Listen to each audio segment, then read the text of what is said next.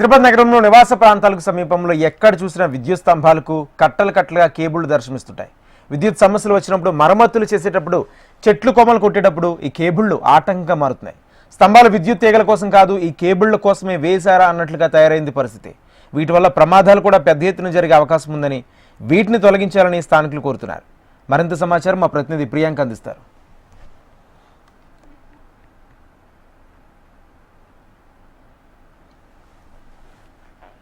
నగరంలోని బస్తీల కాలనీలలో అలాగే ప్రధాన రహదారిలో కూడా చూసుకున్నట్లయితే విద్యుత్ స్తంభాలన్నిటికీ కూడా చుట్టలుగా చుట్టిన కేబుల్ వైర్లు మనకు నిత్యం దర్శనం ఇస్తూనే ఉంటాయి. అయితే ప్రజెంట్ మనం ఖైరతాబాద్ దగ్గర ఉన్న చింతల బస్తీలో ఉన్నాము. ఇక్కడ చూసుకున్నట్లయితే కూడా దాదాపుగా ఈ బస్తీలో అన్ని స్తంభాలకి కూడా ఇలానే కేబుల్ వైర్లు అయితే దర్శనమిస్తున్నాయి. ఇక్కడే కాదు, నగరంలో పలు చోట్ల కూడా ఇలానే ఉంది. అమీర్పేట, అలాగే పంజాగుట్ట, నాగార్జున సర్కిల్ తదితర ప్రదేశాల్లో కూడా ఇలానే ఉన్నాయి కేబుల్ వైర్ల పరిస్థితి అయితే మనం చూసుకోవచ్చు. ఇలా చుట్టూ అయితే కేబుల్ వైర్లు అన్నింటినీ కూడా మొత్తం ఇలా తొలగించేశారు స్తంభాలన్నిటికీ కూడా. అయితే ఏదైనా దురదృష్టవశాత్తు ప్రమాదాలు జరిగినప్పుడు కిందున్న చెత్త చెదరం అంటుకొని అలాగే ఎంత త్వరగా అయితే కేబుల్ వైర్లకి మంటలు అంటుకుంటాయి. సో దానివల్ల ఇంకా మంటలు ఎక్కువగా అలుముకునే అవకాశం కూడా ఉంది వీటి వల్ల.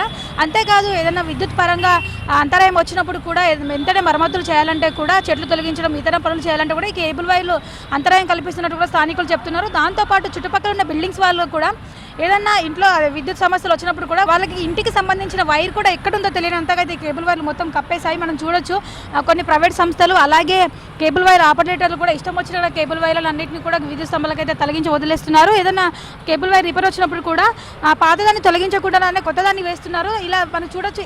ఇందులో ఉన్న వాటన్నిటిలో కూడా చాలా వరకు కూడా నిరుపయోగంగా ఉన్న కేబుల్ వైర్లు ఇవన్నీ కూడా. సో వాటిని కూడా అంటే ఏవైతే యూజ్లెస్గా ఉన్నాయో వాటిని కూడా తొలగించే ప్రయత్నం కూడా చేయట్లేదు కనీసం.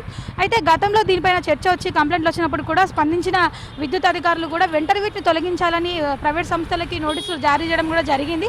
అయినప్పటికీ కూడా అది కార్యరూపం దాల్చలేదని చెప్పాలి. కొన్ని చోట్ల ఎక్కడైతే కంప్లైంట్స్ వచ్చాయో అక్కడికి వెళ్ళి కూడా విద్యుత్ శాఖ వారు కూడా అంటే వాటిని తొలగించడం ప్రధాన రహదారిలో అలాగే బస్సులో ఎక్కడైతే కంప్లైంట్స్ వచ్చాయో అక్కడికి వెళ్ళి ఆ కేబుల్ వైర్లను తొలగించే ప్రయత్నం కూడా చేశారు. అయితే అది కొంతవరకు జరిగిందని చెప్పాలి. మళ్ళీ ఎక్కడ వేసిన గొంగలి అక్కడన్నట్టుగా తయారైంది. చాలా చోట్ల కూడా ప్రజెంట్ ఇదే పరిస్థితి కనిపిస్తుంది. అయితే వెంటనే సంబంధిత అధికారులు స్పందించి వీటి ఎక్కడైతే యూజ్లెస్గా కేబుల్ వైర్లు ఉన్నాయో వాటన్నిటిని కూడా అవసరం లేకుండా ఎక్కడైతే చుట్టలుగా చుట్టి చాలా వరకు మనకు కనిపిస్తున్న విద్యుత్ స్తంభాలకు చూడొచ్చు. సో వీటన్నిటిని కూడా వెంటనే తొలగించకపోతే రానున్న రోజుల్లో అంటే ఎండాకాలంలో కావచ్చు, వర్షాకాలంలో కావచ్చు ప్రమాదాలు కూడా ఎక్కువ జరిగే అవకాశం ఉంటుంది. కాబట్టి వీటిని వెంటనే తొలగించకపోతే ప్రమాద స్థాయి కూడా ఇంకా పెరిగే అవకాశం కూడా ఉందని ఇప్పటికైనా సరే సంబంధిత అధికారులు స్పందించి వీటిని వెంటనే తొలగించాలని స్థానికులు కోరుతున్నారు. వీడియో జర్నలిస్ట్ స్టార్కేతో ప్రియాంక, HMTV, హైదరాబాద్.